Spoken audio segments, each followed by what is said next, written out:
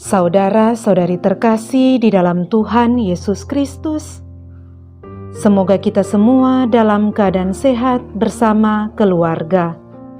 Saat ini marilah kita mendengarkan bacaan kitab suci dan renungan harian Selasa 13 April tahun 2021.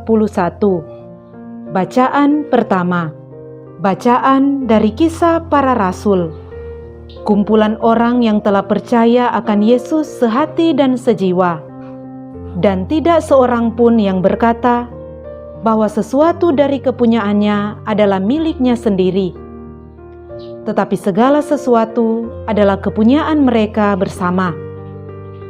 Dan dengan kuasa yang besar, rasul-rasul memberi kesaksian tentang kebangkitan Tuhan Yesus, dan mereka semua hidup dalam kasih karunia yang melimpah-limpah. Di antara mereka tidak ada seorang pun yang berkekurangan, karena semua orang yang mempunyai tanah atau rumah menjual kepunyaannya itu, dan hasil penjualan itu mereka bawa dan mereka letakkan di depan kaki rasul-rasul, lalu dibagi-bagikan kepada setiap orang sesuai dengan keperluannya. Demikian pula dengan Yusuf yang oleh rasul-rasul disebut Barnabas, artinya anak penghiburan, seorang Lewi dari Siprus. Ia menjual ladang miliknya, lalu membawa uangnya itu dan meletakkannya di depan kaki rasul-rasul. Demikianlah sabda Tuhan. Syukur kepada Allah. Bacaan Injil. Inilah Injil Yesus Kristus menurut Yohanes. Dimuliakanlah Tuhan. Dalam percakapannya dengan Nikodemus, Yesus berkata, "Janganlah engkau heran, karena aku berkata kepadamu, kamu harus dilahirkan kembali. Angin bertiup kemana ia mau. Engkau mendengar bunyinya, tetapi engkau tidak tahu dari mana ia datang atau kemana ia pergi. Demikianlah halnya dengan tiap-tiap orang yang lahir dari Roh." Nikodemus menjawab katanya, "Bagaimanakah mungkin hal itu terjadi?" Jawab Yesus, "Engkau adalah pengajar Israel, dan engkau tidak mengerti hal-hal itu? Aku berkata kepadamu, sesungguhnya kami berkata-kata tentang apa yang kami ketahui, dan kami bersaksi tentang apa yang kami lihat, tetapi kamu tidak menerima kesaksian kami. Kamu tidak percaya waktu aku berkata-kata dengan kamu tentang hal-hal duniawi. Bagaimana kamu akan percaya kalau aku berkata-kata dengan kamu tentang hal-hal surgawi?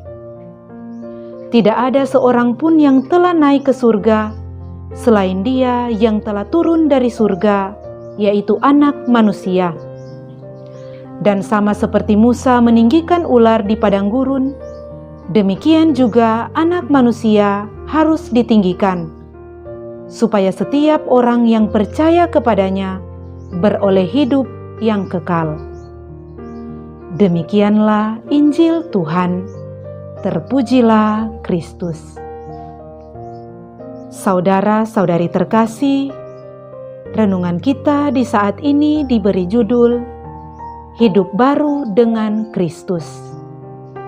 Saudara-saudari terkasih, ada orang-orang Kristen yang disebut atau menyebut diri orang Kristen yang telah lahir kembali. Bagi mereka, lahir kembali berarti secara pribadi menerima Yesus sebagai penyelamat, dan karena itu memiliki hubungan pribadi dengan Yesus. Tidak segan-segan mereka bertanya, "Apakah sebagai orang Kristen kamu sudah dilahirkan kembali?" Berhadapan dengan pertanyaan seperti itu, ada orang Kristen, termasuk orang Katolik, yang merasa rendah diri, merasa belum secara benar menjadi pengikut Yesus.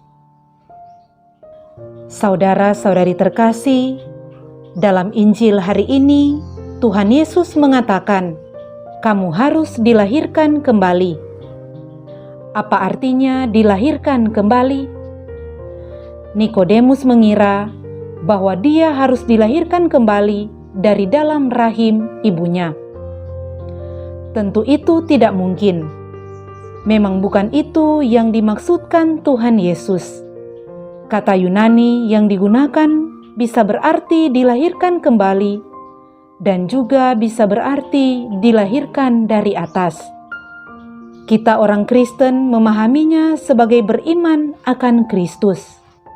Iman akan Kristus itu pertama-tama dinyatakan dan dimeteraikan dalam sakramen pembaptisan. Katekismus Gereja Katolik menjelaskan makna sakramen baptis demikian. Pembaptisan membersihkan orang dari semua dosa dan menjadikan dia suatu ciptaan baru. Dia diangkat menjadi anak Allah dan mengambil bagian dalam kodrat ilahi. Dia disatukan dengan Kristus dan menjadi ahli waris bersama Dia dan Kenisa Roh Kudus. Orang yang dibaptis menerima rahmat pengudusan dan rahmat pembenaran. Dia disanggupkan untuk percaya kepada Allah, berharap kepadanya, dan mencintainya. Dia dianugerahi kesanggupan untuk hidup dan bekerja di bawah dorongan Roh Kudus supaya bertumbuh dalam kebaikan. Itulah arti hidup baru, mengimani Kristus, hidup dalam Dia, dan bersama dengan Dia. Saudara-saudari terkasih, pada bacaan pertama kita hari ini disebutkan dengan kuasa yang besar, rasul-rasul memberi kesaksian tentang kebangkitan Tuhan Yesus, dan mereka semua hidup dalam kasih karunia yang melimpah-limpah. Kesaksian para rasul bukan hanya melalui pewartaan yang meyakinkan tentang Tuhan Yesus. Kesaksian mereka juga dihidupi dan disampaikan melalui cara hidup yang baru, yaitu cara hidup yang ditandai dengan persekutuan atau relasi umat beriman yang sehati dan sejiwa, dan tidak ada seorang pun yang berkekurangan. Saudara-saudari terkasih, sesudah dibaptis, seringkali kita merasa biasa-biasa saja. Tidak ada yang istimewa, dan kita masih sering jatuh dalam kesalahan. Tak jarang kita putus asa ketika kita gagal secara bertubi-tubi atau mengalami masalah yang berat dan berkepanjangan. Pengalaman seperti itu menyadarkan kita bahwa kelahiran kembali tidak selesai begitu saja setelah kita dibaptis.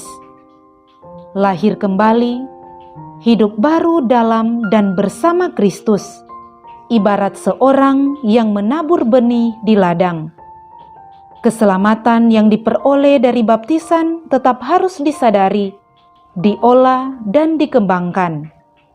Seperti orang yang menabur benih di ladang, ia tetap harus menyiram, memupuk dan merawat, sehingga memperoleh hasil yang berlipat ganda.